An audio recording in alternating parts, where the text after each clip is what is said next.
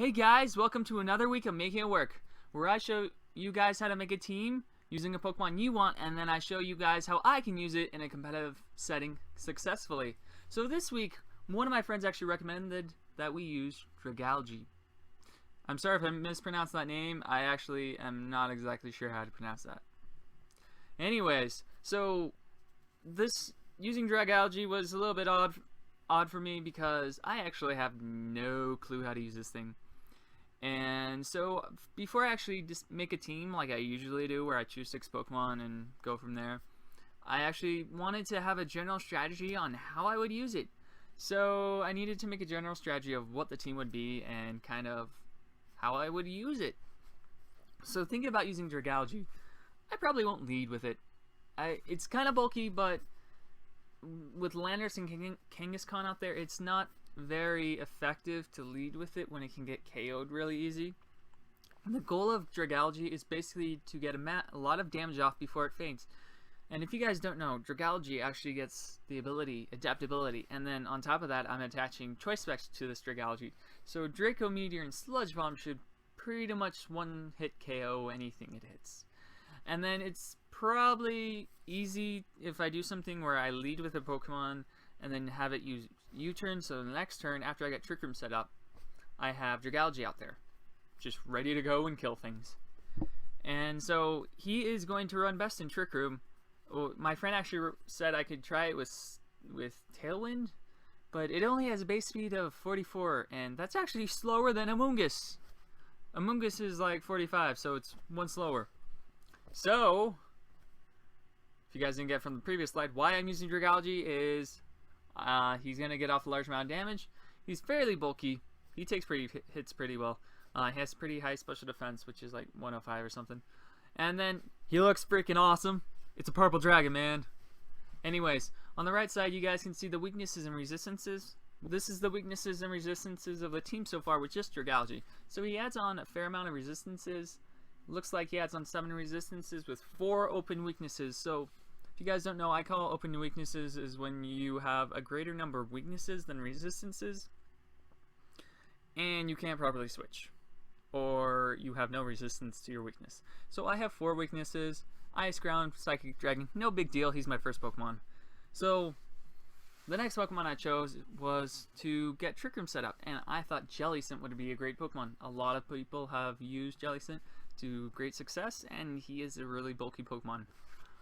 He's also really dangerous because he's a ghost type, so you can't fake him out unless you're Kangaskhan with like Scrappy, or you have to taunt him, and I am fine with that because if I am aware that you're going to taunt my Jellicent, I'll just lead with something to kill you right away and not even bother setting up Trick Room. He's also dangerous because he has Will-O-Wisp, so any physical attackers are going to have some issues with him because of his bulk, so he's going to get Will-O-Wisp off. Kangaskhan will really hate Jellicent because he can't really touch Jellicent. And then Jellicent also switches with Ice well, so that's another reason why I chose it, so it can switch with Dragalge well.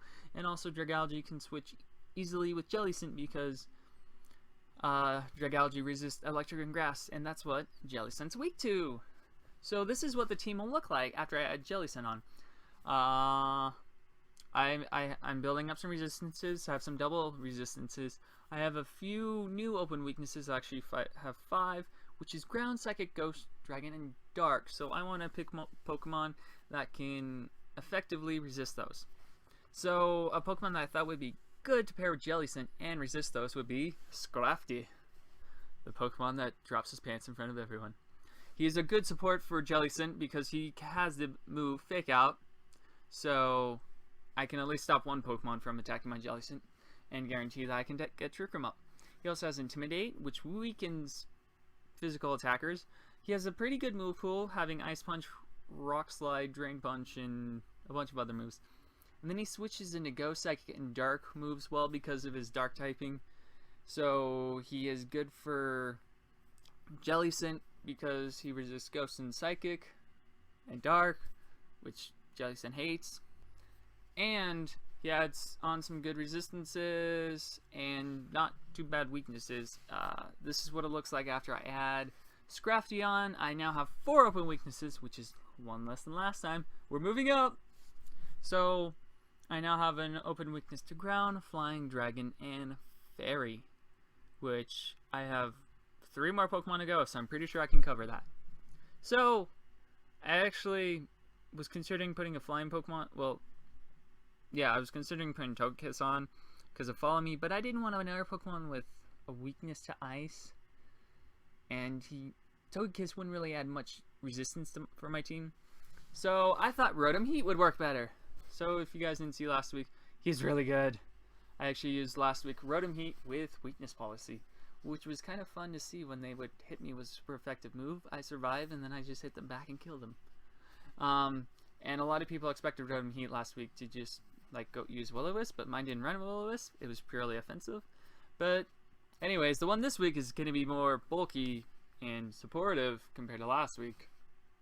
But he also has the ability to Levitate, which is good to run with Dragalge, so they switch properly. He also resists flying and fairy pretty well, so he's gonna Rotom Heat, like last week, is gonna resist and be able to switch into a lot of attacks that the rest of my team will be weak to. And he only has 2 weaknesses, so that's another up. So he has 9 resistances, which is great. So after I add Rotom Heat on, he covers almost all my weaknesses, but Dragon. So I wanted to cover my Dragon weakness. I was thinking a Fairy Pokemon would be really good. So one of the first Pokemon that came to mind was like, I was actually thinking of Steel types before Fairies. I was thinking about Steel types, but then I'm like, nah, I don't want to use Steel types because I actually don't have a lot of resistance to ground type moves. So I didn't want another weakness on my team to a ground type move. So then I went to Fairies. I'm like, maybe I can use Mega Gardevoir. However, Mega Gardevoir would add some weaknesses onto my team that I don't want to have, such as Ghost. I don't think I want to add another like Dark type onto my team, or a Normal type. Normal type doesn't actually add any resistance. They resist Ghost, and that's pretty much all.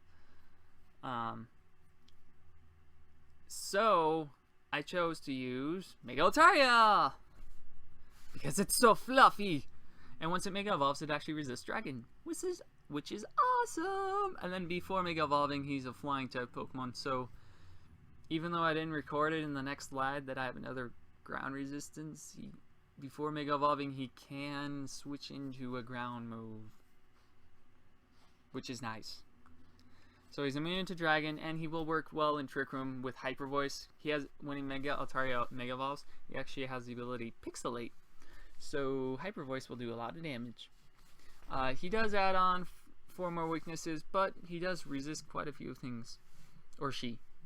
And now it's looking pretty good. I have a lot of double resistances and triple resistances, a few quadruple resistances. With adding Altaria on, I add another weakness to Fairy, which I'm fine with because I was planning on adding a Steel type eventually. So this is my chance to add on a Steel type Pokemon, and just add a lot of resistances. So similar issue with choosing a Mega.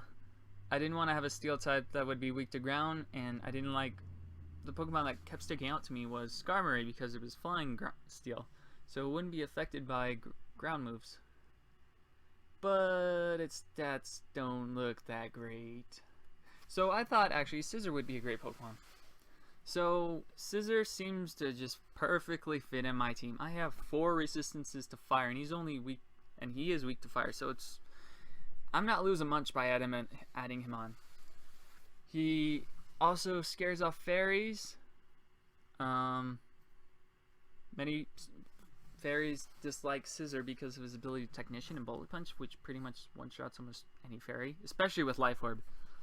He also has the move Faint, so it can work effectively with Altaria, so they can't Wide Guard me and stop me from using Hyper Voice. Like I said earlier, as Technician. Also, another good thing about having Faint on Scizor is in Trick Room, a lot of players like to stall out Trick Room, so if you can actually break their Protect and then hit them really hard, it will totally disrupt the way they play. So yeah.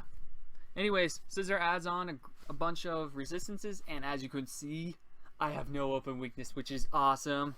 I either equal out with weaknesses and resistances, such as Fairy being 2 weaknesses, 2 resistance, so it's equal, or I have a ton of resistance, like Steel and bug have 4, which is awesome. Okay, now we're going to talk about the construction of the team. So, first Pokemon is Dragalge. So, like I said earlier, it's going to have choice specs. It also has the ability adaptability with the moves Sludge Bomb, Draco Meteor. I put Hydro Pump on to deal with fire Pokemon such as Rotom Heat or Heatran. And then there's Thunderbolt, just another spread move. I wasn't really sure what to put on because I knew Heatran would resist Dragalge quite a bit, so I just wanted Hydro Pump on there to kind of throw them off and scare them. Okay, so I chose a Quiet Nature for Dragalge, which increases special attack and minuses speed. I wanted him to... I should probably actually make that a 0 speed IV for Dragalge.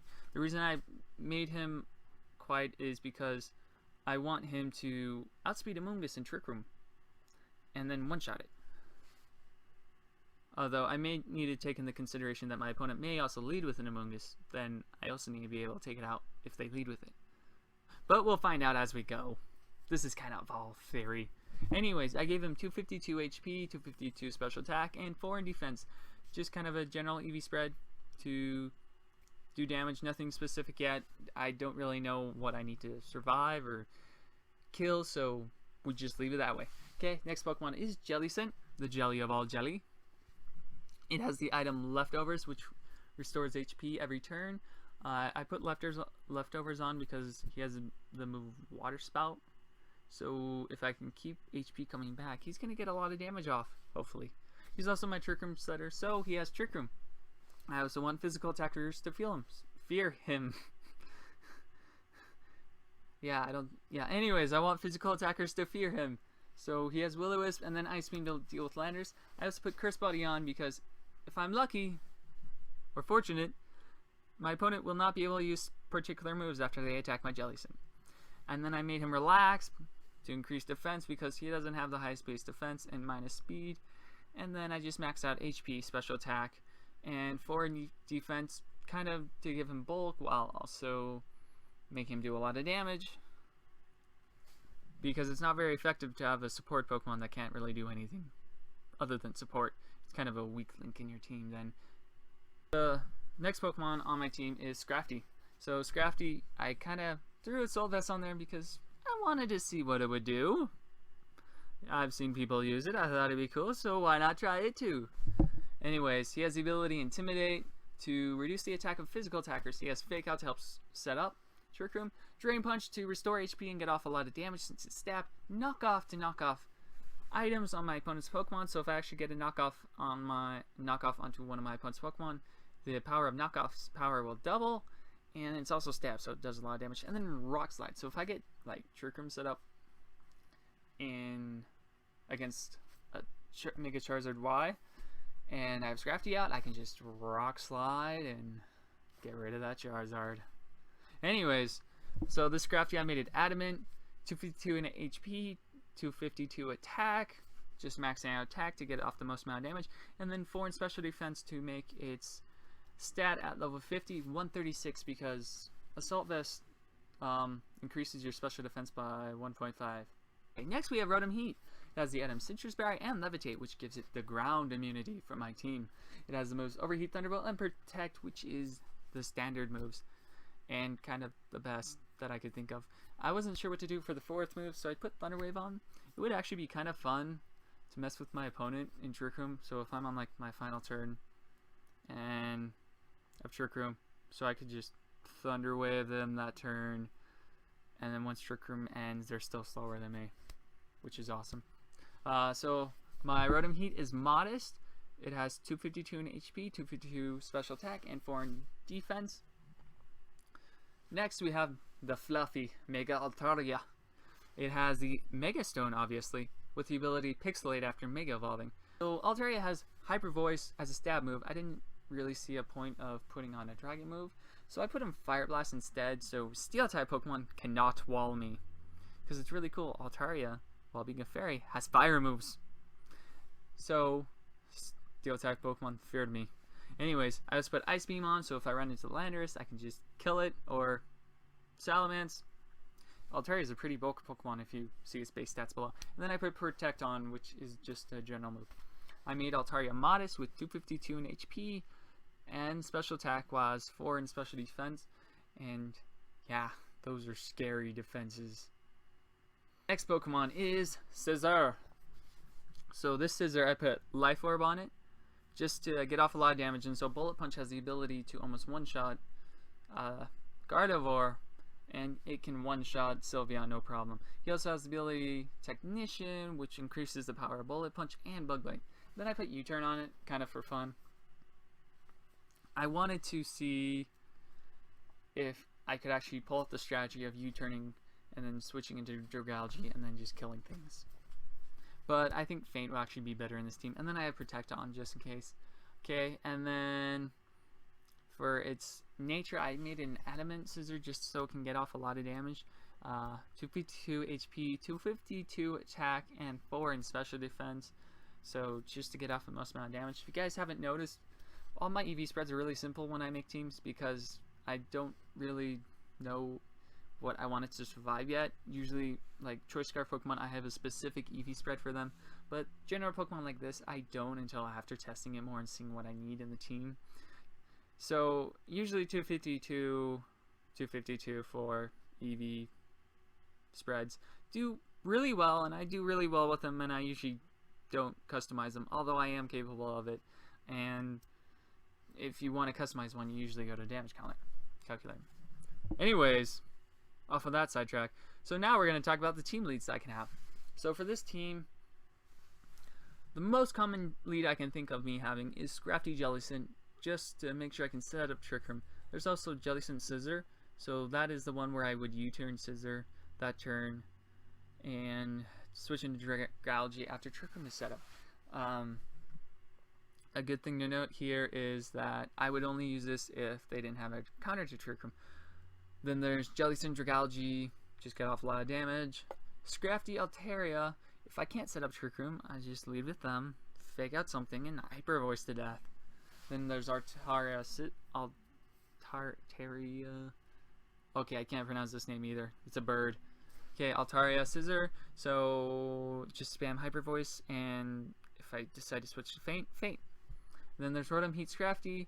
Right here is kind of another speed control option where I have Rotom Heat Thunder Wave things, and Scrafty just does fake out to stop them and let me set up that turn, which would be really nice because speed control is like one of the most important things you need to have in this meta, and if you don't have speed control, it becomes a little more difficult to win a match. Thank you guys so much for watching. I hope you guys liked this video and it was very informative for you. If you guys want to learn more about becoming a better player using Pokemon that you want, which is YouTube channel is all about, then please subscribe below. Also, please leave a like or dislike if you didn't like the video, and a comment below because I would love to have a conversation with you about what you thought or any other ideas you have. So I'm excited for this week with Dragalge, and I look forward to seeing you guys tomorrow for Making It Work Dragalge.